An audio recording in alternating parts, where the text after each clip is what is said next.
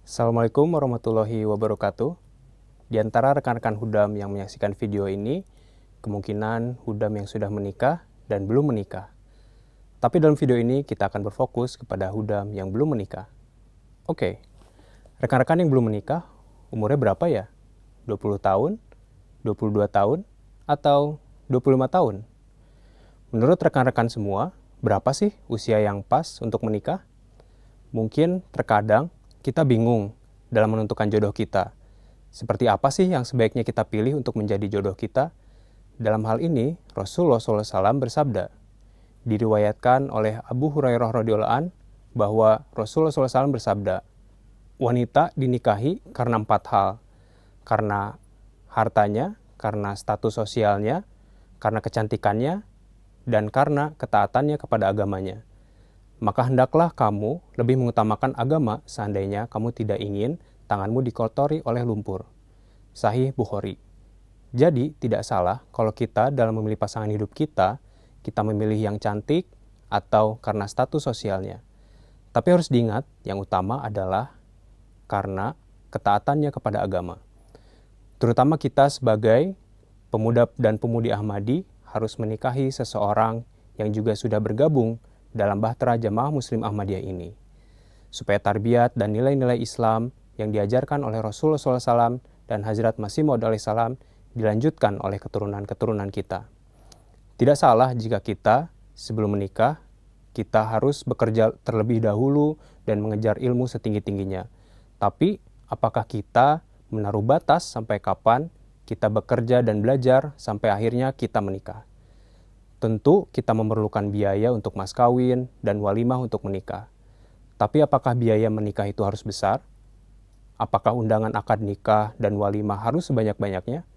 Tidak, kawan-kawan. Biaya mas kawin dan walimah tidak harus besar loh.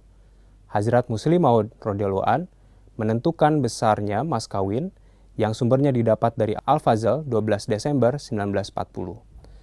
Saya telah menetapkan uang mas kawin sejumlah 6 bulan sampai 1 tahun penghasilan seseorang. Jika seseorang hendak mengikuti nasihat saya tentang uang mahar mas kawin, nasihat saya ialah menetapkan mas kawin berkisar dari penghasilan 6 bulan sampai 1 tahun. Dari dalil di atas, sebetulnya kita tidak perlu biaya yang besar untuk menikah. Memang betul kita tetap memerlukan biaya, namun tidak berlebihan. Jadi kita tidak perlu bekerja sampai punya uang yang banyak untuk menikah. Bukan berarti kita juga harus berhutang banyak. Nanti setelah menikah kita sibuk mikirin hutang yang harus dilunasi. Islam mengajarkan kita supaya berada di tengah-tengah, tidak kurang dan tidak lebih. Dalam hadis Bukhari dan Muslim dijelaskan, diriwayatkan dari Anas bin Malik radhiyallahu an, katanya bahwa Rasulullah SAW telah melihat kepala Abdurrahman bin Auf seperti kuning. Lalu Nabi bertanya, seperti apakah ini?